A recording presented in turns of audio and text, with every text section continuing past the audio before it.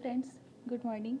First of all मैं आप लोगों को सॉरी बोलना चाहूँगी कि मैं वीडियो रोज़ नहीं कंटिन्यू कर पा रही हूँ बिकॉज प्रीलिम्स काफ़ी पास है, तो इस वजह से। और दूसरी चीज़, from today onwards only 40 days left for the exam. So इस समय बस आप ज़्यादा से ज़्यादा मूक लगाइए और मैक्स टू मैक्स प्रीवाईक्यूज़ करने की कोशिश करिए। तो आज हम पॉलिटी का चैप्टर नंबर 2 स्टार्ट करते हैं, government and administration India and world. जो फर्स्ट पार्ट था वो मैं कंप्लीट कर चुकी हूँ, उसको आप लोग देख लेना। उसमें काफ़ी अच्छे अच्छे क्वेश्चंस हैं और काफ़ी इंपॉर्टेंट क्वेश्चंस भी हैं, उसमें कॉन्सेप्ट्स भी काफ़ी अच्छे से क्लियर हुए हैं। और अभी सेकंड वीडियो हम स्टार्ट करते हैं, central administration India and world. तो इसमें जो हमारा फर्स्ट क्वेश्चन है ये है, which of the following is correct in respect of commencement of election process in India. The recommendation for election is made by government and notification for election issued by election commission. The recommendation for election is made by Election Commission and notification for election is issued by Home Ministry at Center and Home Department in the state. The recommendation for election is made by the Election Commission and the notification for election is issued by President and Governor of the states concerned. Both the exercises making a recommendation for election and that are issued a notification in respect it are done by the Election Commission. तो इसमें option होगा हमारा सी, recommendation of election is made by the election commission and notification for selection is issued by the president and governor of state concerned. इस बार हमारे election होने वाले भी हैं, तो इलेक्शन से क्वेश्चंस आने के चांसेस थोड़े ज़्यादा हैं, तो इलेक्शन थोड़ा अच्छे से आप लोग पढ़ लीजिएगा। तो फर्स्ट का हमारा ऑप्शन होगा सी। सेकंड है, not more than 250 members, not more than 238 representative of you states and UT.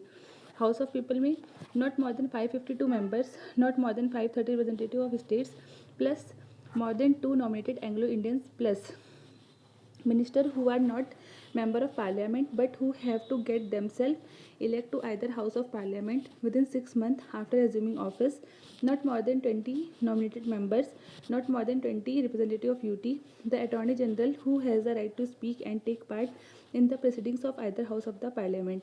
तो इसका ऑप्शन होगा C, not more than 20 representative of union territories. और इसमें आप लोग को एक चीज़ और बताना चाहूँगी कि जो हमारा हाउस ऑफ पीपल था लोकसभा, वहाँ पे जो नॉमिनेशन होता था ना, 2 एंग्लो इंडियन मेंबर्स नॉमिनेटेड होते थे, वो डिलीट हो चुका है। अब कोई भी नॉमिनेटेड मेंबर्स नहीं होंगे हमारे हाउस ऑफ पीपल में, तो ये आप लोग अपडेट कर लीजिएगा। नेक्स्ट क्वेश्चन है हमारा, who among the following have the right to vote in the election to both Lok Sabha and Rajya Sabha?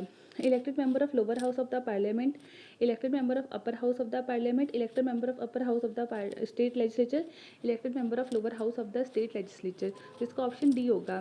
और आप लोग एक चीज़ पता है, प्रेसिडेंट के जो इलेक्शन होता है उसमें हमारी जो स्टेट लेजिस्लेटिव असेंबलीज़ हैं वो पार्टिसिपेट करती हैं, बट जब प्रेसिडेंट का इम्पीचमेंट होता है ना, तो उसमें हमारी स्टेट लेजिस्लेटिव असेंबलीज जो है वो पार्टिसिपेट नहीं करती हैं। तो ये शायद क्वेश्चन आगे आएगा, बट मैंने आप लोगों को अभी इन्फॉर्म कर दिया। नेक्स्ट क्वेश्चन है, which of the following state of India does not have legislative council even though the constitution 7th amendment act 1956 provide for it?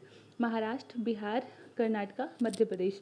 इसका ऑप्शन होगा मध्य प्रदेश। अभी हमारे पास सिर्फ 5 ऐसे स्टेट है जहाँ पे लेजिस्लेटिव काउंसिल है, Maharashtra, Bihar, Karnataka, UP, Telangana.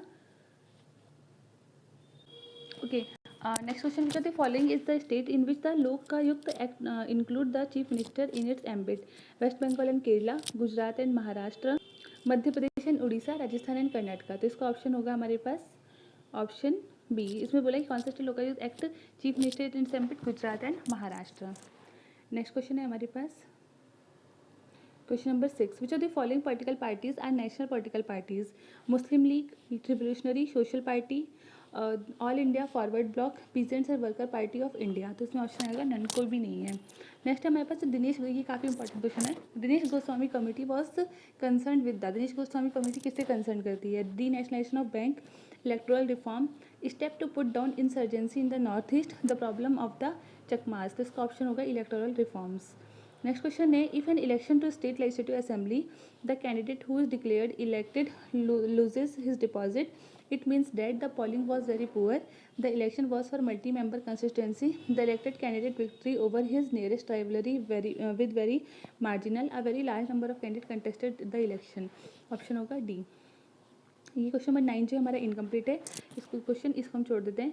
Next question हमारे पास जो the following is a part of electoral college the president but not the forum for his impeachment. देखो वही क्वेश्चन आ गया, हमने पीछे पढ़ा था कि ऐसा कौन सा इलेक्टोरल कॉलेज जो प्रेसिडेंट के इलेक्शन में तो पार्टिसिपेट करता है पर इम्पीचमेंट में नहीं। देखो जो इलेक्शन का प्रेसिडेंट होता है ना, उसमें लोकसभा, राज्यसभा और लेजिस्लेटिव असेंबली इन सबके इलेक्टेड मेंबर पार्टिसिपेट करते हैं। पर जब इम्पीचमेंट का प्रोसेस होता है ना, तो उसमें हमारा लोकसभा और राज्यसभा तो होता है पर स्टेट लेजिस्लेटिव असेंबली पार्टिसिपेट नहीं करती है, तो उसका ऑप्शन हो जाएगा डी। नेक्स्ट क्वेश्चन है हमारा, जो the following statement about the duties prime minister is correct, is free to choose his minister only among member of either house of parliament, can choose his cabinet after consulting the president of India, has full discretion in the choice of person who are served as minister in his cabinet, has only limited power in the choice of his cabinet colleague because of the discretionary power was the president of India। तो इसका option होगा सी। जो हमारे क्या बोलते हैं prime minister हैं, उनके पास फुल डिस्क्रिप्शन होता है in the choice of person who are serve as a minister in his cabinet. क्या होता है ना, पहले तो जो मेजोरिटी होती है, जो पार्टी मेजोरिटी में रूल कर रही होती है, उसको क्या बोलते हैं, वो पार्टी मतलब वो बनाती है, सरकार बनाती है, गवर्नमेंट बनाती है, और वो कहाँ से आती है, लेजिस्लेचर से। उसके बाद जो प्राइम मिनिस्टर होता है ना, उसके पास पूरा डिस्क्रिप्शन होता है कि वो कहीं से भी अपने मिनिस्टर को चूज़ कर सकता है, लोकसभा से या राज्यसभा से, और अगर वो चाहे तो आउटसाइड मेंबर भी चूज़ कर सकता है, but with in a 6 month उसको पार्ट बनना पड़ेगा, क्या बोलते हैं, एमपी बनना पड़ेगा, चाहे लोकसभा या राज्यसभा से। जैसे कि एग्जांपल जयशंकर हैं, वो क्या बोलते हैं, एस जयशंकर जो हमारे फॉरेन मिनिस्टर हैं, वो किसी भी उसका पार्ट नहीं थे, लेकिन उन्होंने विद इन 6 मंथ उन्होंने भी अपनी वो ले ली थी, मेंबरशिप ले ली थी।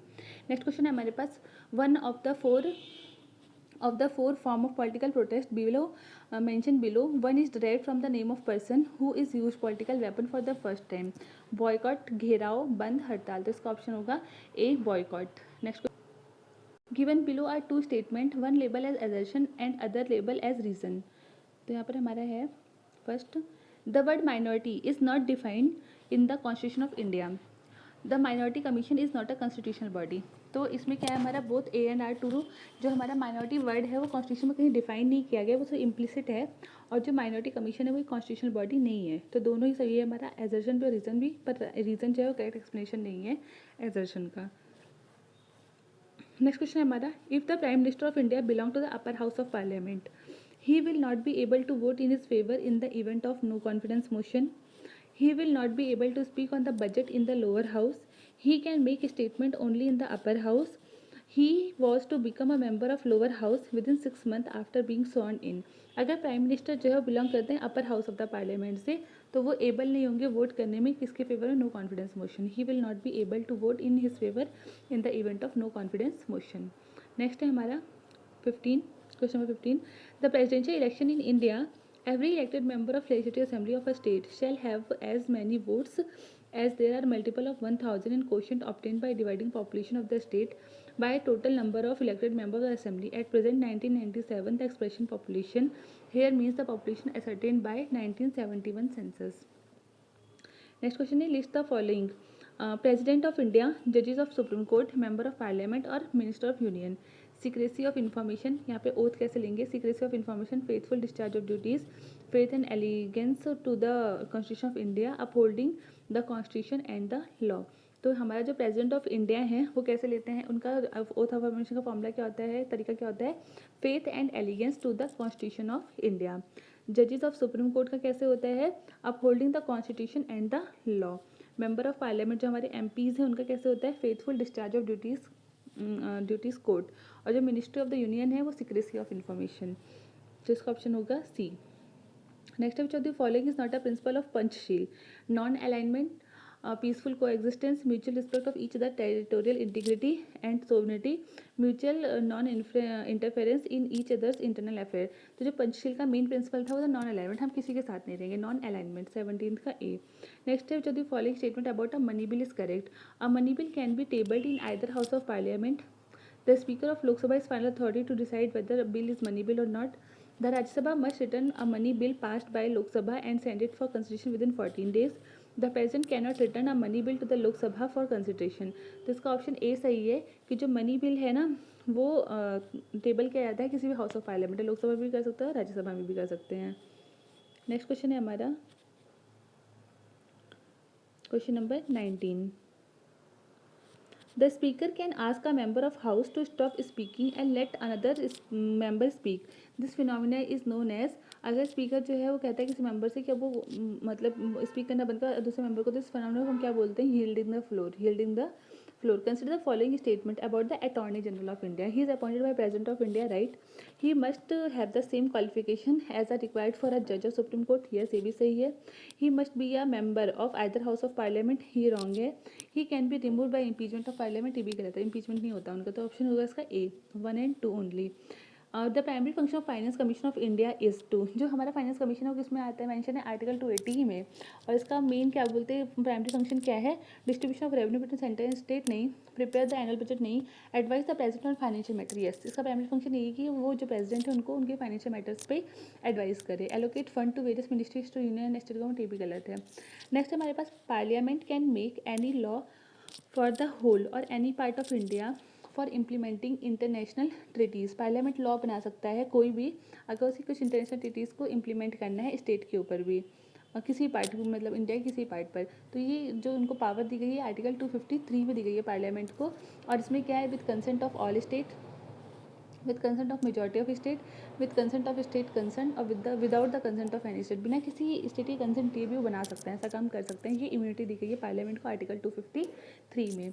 नेक्स्ट है हमारे पास, consider the following the state which has the largest number of seat reserved for scheduled tribe in the Lok Sabha is Bihar, Gujarat, Uttar Pradesh, Madhya Pradesh. तो जिस टाइम पे क्वेश्चन आया था ना उस टाइम पे आंसर था मध्य प्रदेश, पर अभी फिलहाल 3 स्टेट है हमारे पास, मध्य प्रदेश, झारखंड और उड़ीसा. इन 3 स्टेट में ना 5 सीट्स रिजर्व कर दी गई है शेड्यूल ट्राइब के लिए, और ये तीनों में इक्वल है. नेक्स्ट क्वेश्चन है हमारे पास, consider following functionaries: cabinet secretary, chief election commissioner, union cabinet minister, chief justice of India.